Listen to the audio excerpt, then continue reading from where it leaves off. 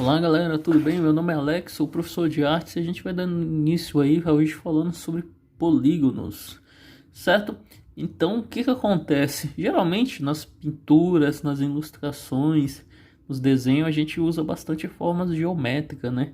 Acho que faz parte aí de todo o processo de aprendizagem desde criança, quando a gente começa a fazer as primeiras garatuchas, os primeiros círculos, né? Os primeiros movimentos aí a gente começa a usar formas geométricas, tudo bem?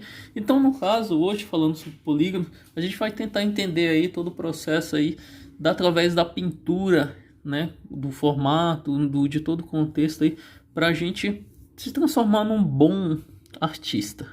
Então aí, pessoal, continuando aí, geralmente quando você vai pintar ou fazer algo, a gente precisa chegar a formas geométricas. Existem alguns artistas aí, como o Volpe, como o próprio Mondrian, como vários artistas aí, cubista também, o grande Pablo Picasso, que eles fazem tipo de pintura que envolve formas geométricas, tá galera? Isso daí, por mais que seja no sentido mais abstrato, né, no caso, abstrato geométrico, no caso, existe todo o contexto, nesse sentido até mesmo das cores, né, dessa questão aí. Vou citar o grande exemplo aí do Mondrian, que ele trabalhava com abstracionismo, no caso aí do seu lado direito da tela. Ele usava as formas geométricas e geralmente ele usava também as cores primárias, né? Tanto o vermelho, o amarelo, o azul, e usava o preto e o branco, que eram cores neutras. Tudo bem?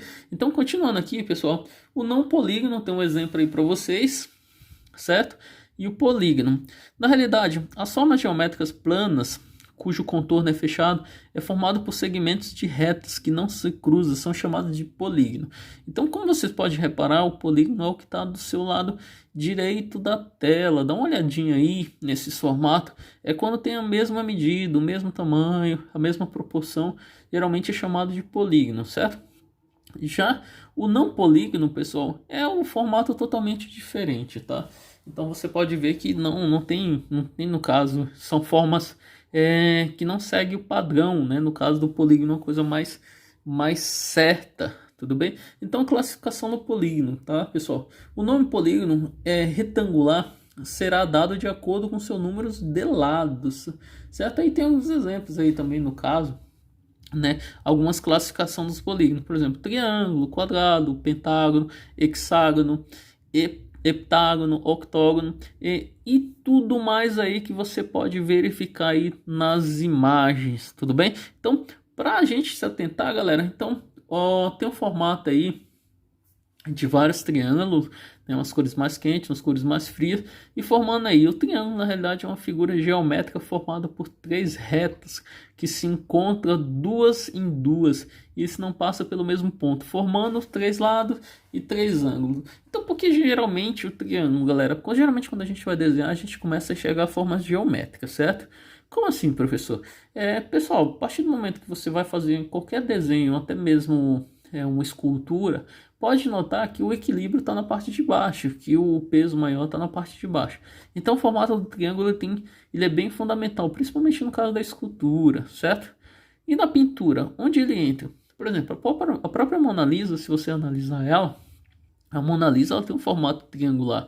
Por quê? Porque o peso maior está na parte de baixo, até chegar na alta da cabeça, você pode chegar esse equilíbrio na obra da Mona Lisa. Então o triângulo ele é muito importante aí, tanto nas formas geométricas como na pintura, na escultura, né? E tudo mais nessa questão mais visual, né? Mais no sentido das artes visuais, exatamente por essa questão do equilíbrio também, tá, galera? Então aí como é que você enxerga o triângulo? Na realidade, pessoal, o triângulo você pode enxergar em coisas mais pela cidade. Você está andando, geralmente você vê um prédio, você vê um formato de um triângulo. Por quê? Porque a sensação que dá é que ele vai diminuindo, né? Dependendo do ângulo que você estiver olhando, você vai enxergar uma sensação de profundidade. E essa sensação de profundidade é como se tivesse um ponto de fuga lá em cima. Professor, mas o que é ponto de fuga? O ponto de fuga é aquilo que dá a sensação de profundidade. É o que passa, pessoal, geralmente na linha do horizonte, né? Então esse formato do triângulo ele vai dar sensação de profundidade sempre, tá? Então é importante a gente saber sim as formas geométricas, principalmente nessa questão do triângulo e tudo mais, porque vai facilitar vocês bastante a desenhar, certo? Então observe aí do seu lado direito da tela, também tem um formato de triângulo e dá uma falsa sensação de profundidade, ao mesmo tempo dá uma sensação de equilíbrio na, na obra, né, no caso aí, certo, galera? Então, equilátero, pessoal. Então, o equilátero são um polígono que possui 4 lados. Suas características e propriedades específicas dizem respeito aos seus lados, certo? Ângulos e diagonais. Essa pintura aí, como eu tinha dado exemplo nos slides atrás, é uma pintura que dá para você já reconhecer pelo traço. Linhas retas, linhas diagonais e horizontais, no caso, são do Mondrian, tá? Novamente aí, ele como exemplo aí. Então, geralmente você acaba enxergando essas formas geométricas, galera, até mesmo nesse sentido de mapa, né? Num sentido mais de você ver um bairro visto de cima, né? Um ângulo de visão superior. Então você acaba começando a enxergar essas formas geométricas nesse sentido. Eu acho que fica muito mais fácil de você desenhar sem ter que desenhar as casinhas, mas sim enxergar as ruas. E essas ruas, esquinas aí vai formando essas formas geométricas. Então, formas circulares, galera. Então, primeira coisa, nas formas circulares, na simbologia das formas, o círculo associado ao ponto ambos pode ser considerado como sinais supremos de perfeição, união e plenitude, certo? O ponto simboliza o centro e a divindade. O círculo é também um sinônimo, no caso, de movimento, expansão e tempo. Então, pensa comigo, galera. Esse desenho aí do seu lado esquerdo da tela é um desenho aí do Leonardo da Vinci, certo? Leonardo da Vinci ele fez esse desenho em homenagem ao Marcos Vitruvius, que era um arquiteto super famoso antes do Leonardo da Vinci no caso, e que mostra que o corpo humano ele segue a mais perfeita harmonia, o mais perfeito equilíbrio. E o centro do corpo humano é o umbigo, né? Então ele usa duas formas geométricas, certo? O Leonardo da Vinci aí, que ele era pintor, o cara famoso que pintou a Mona Lisa, certo?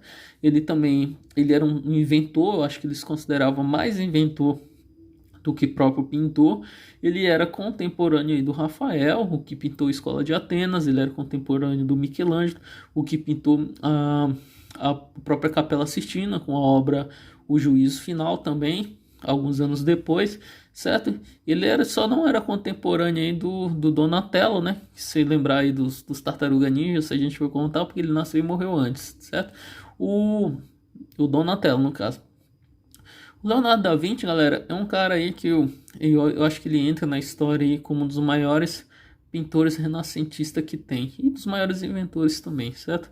Então acho que vale a pena dar uma pesquisada aí sobre ele, um pouco mais. Eu acho, apesar que ele geralmente, nessa questão de artes, não tem como fugir do Leonardo da Vinci, porque ele é um dos maiores símbolos renascentistas da história da arte. O próprio Gombrich já dizia aí que ele era um grande pintor mesmo, certo? Então, só para deixar mais claro aí, o homem vitruviano ele entra como um símbolo aí de harmonia, equilíbrio e tudo mais, e mostra essa questão do homocentrismo, aí, o homem no centro de tudo, certo? Então, continuando aqui, galera, para a gente entender mais essa questão de formas circulares, então o equilíbrio é o estado daquilo que se distribui de maneira proporcional. Aí tem um exemplo bem legal, eu gosto desse exemplo, que é o livro do Rudolf Steiner, que é um livro de arte e percepção visual. É um livro que fala sobre equilíbrio, luz, sombra, espaço, dinâmica. Ele envolve toda essa questão das artes visuais, certo? Então, para a gente entender aí, geralmente tem um ponto do lado esquerdo e um ponto do lado direito, né? E tá dentro desse formato. Só que o primeiro movimento e o primeiro ponto aí, ele mostra mais essa questão do equilíbrio.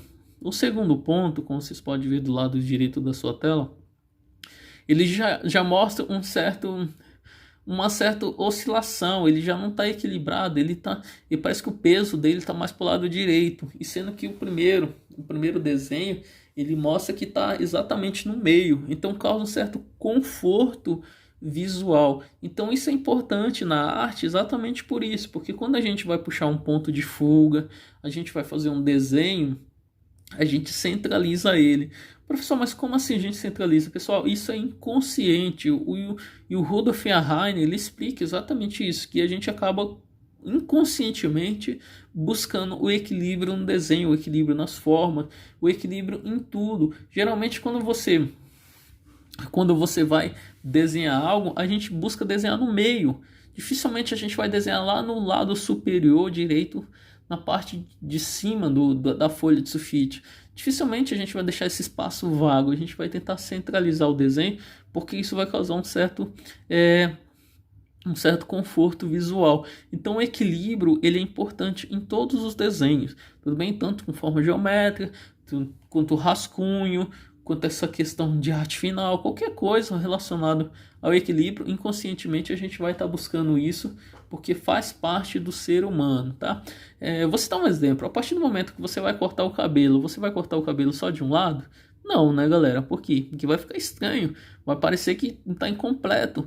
Então o peso maior do cabelo vai ficar de um lado, o outro vai ficar o quê? Mais careca. Então isso é complicado, porque a partir do momento que você vai cortar o cabelo, você vai cortar por completo, tanto do lado direito quanto do lado direito, vai tentar ser o mais simétrico possível. E se tá torto, alguém vai comentar, vai falar, nossa, o cabelo tá torto. Por quê? Porque tem um desequilíbrio nisso daí. Então a Heine ele explica que inconscientemente a gente busca o equilíbrio em todas as formas, certo? Acho que é isso.